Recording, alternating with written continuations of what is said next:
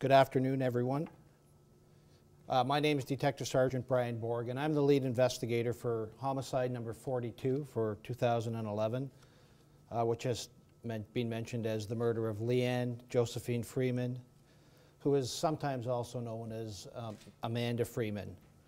On Tuesday, November the 29th, 2011, just after 1 o'clock in the morning, a citizen was driving along Unwin Avenue near the Hearn generating station at 440 Unwin Avenue and came across a person who we now know to be Leanne, who was laying in the middle of the roadway in obvious medical distress. At the time, there was very heavy rain, and in that area it is very, very dark. There was no artificial lighting in the area where this occurred. I would also describe the area as very secluded and remote.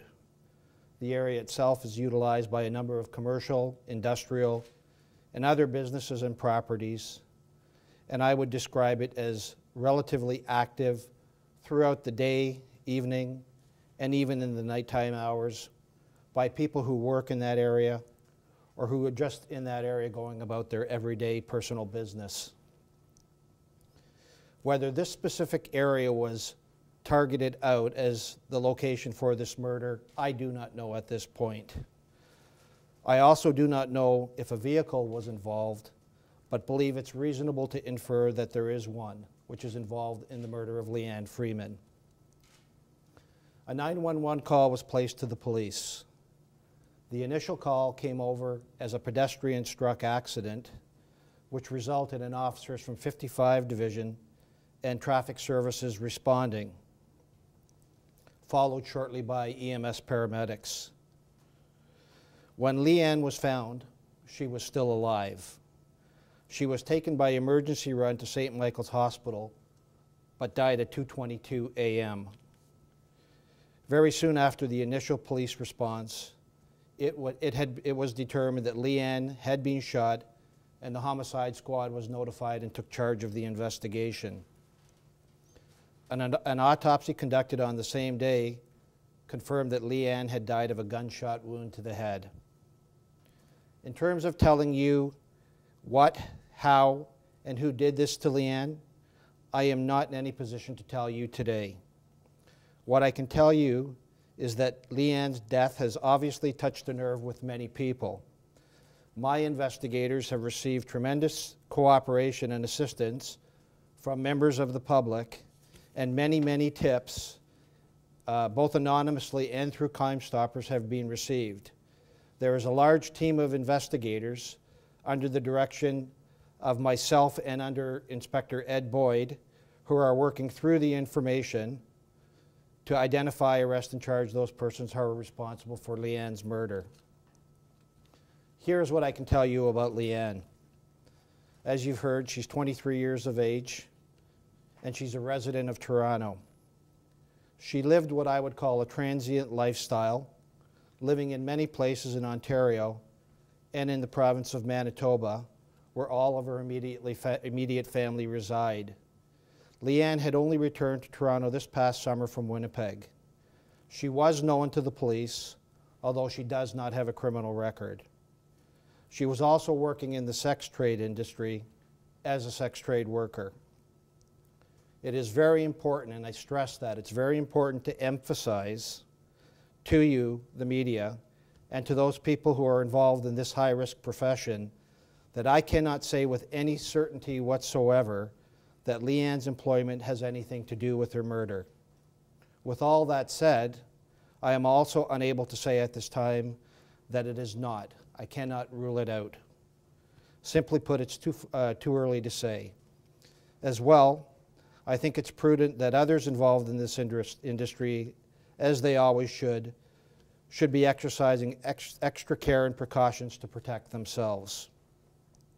As well, to address the concerns and fears that can only arise from this kind of incident, I have asked for and received from the Toronto Police Services Sex Crimes Unit, Special Victims Unit, who work closely with outside agencies and with sex trade workers themselves on an everyday basis, to reach out and to assist with this investigation and the peripheral concerns that I expect will arise from making such an announcement today.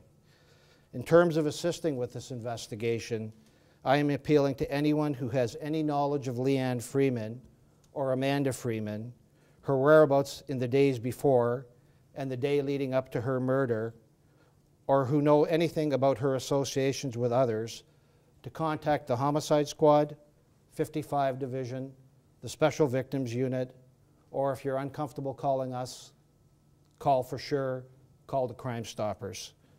Finally, for those who have reached out to us and assisted with the investigation already, I would just like to say thank you. Can you tell us what kind of sex work she did? If she worked in hotels, if she worked on the streets, strip clubs?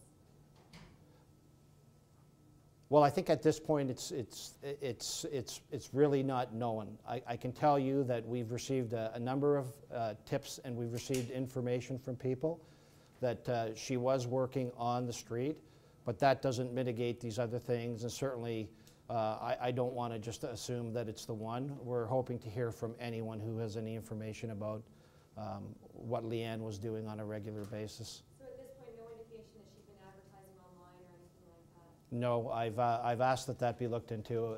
I have no information about that at this point. Do you know how long she's been working on the street?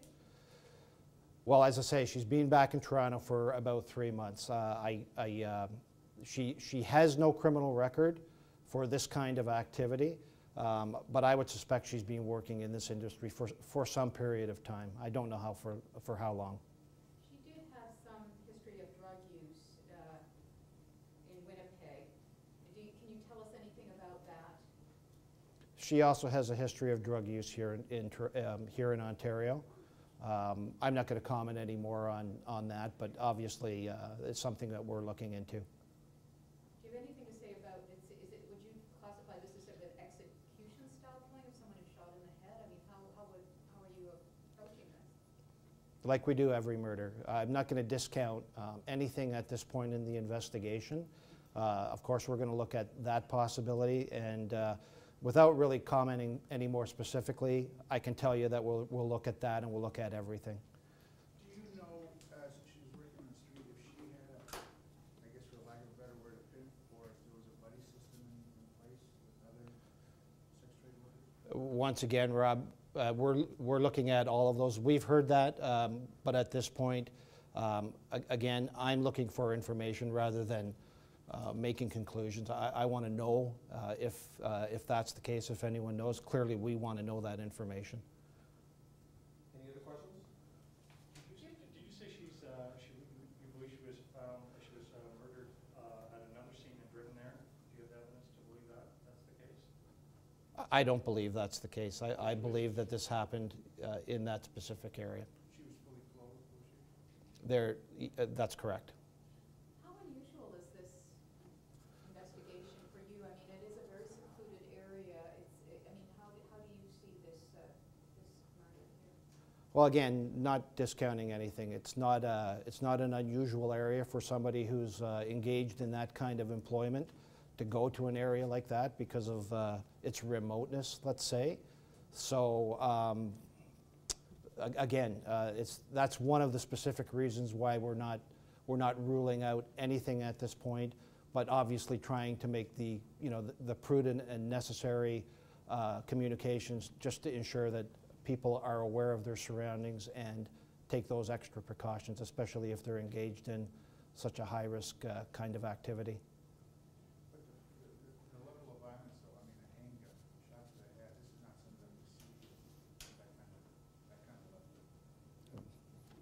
level. It's very hard for me to comment on that, Rob. Obviously, it's gratuitous, it's deadly, but I don't know the circumstances surrounding it at this point.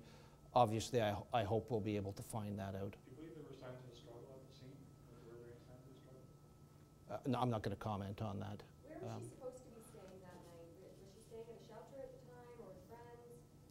That's one of the things that we're hoping we're going to receive, through doing this, is any information that will allow us to track down her movements, especially in the last 24 hours before. But clearly, we're interested in anybody who knows anything about her since she's come back to Toronto. Please give us a call. Last question? Do you know if she I would suggest that she probably was, but again, I don't want to rule anything out, but my belief is that the location where we found her is the location where she was shot and killed. Thank you very much for attending today's conference. It's not Thank you. concluded.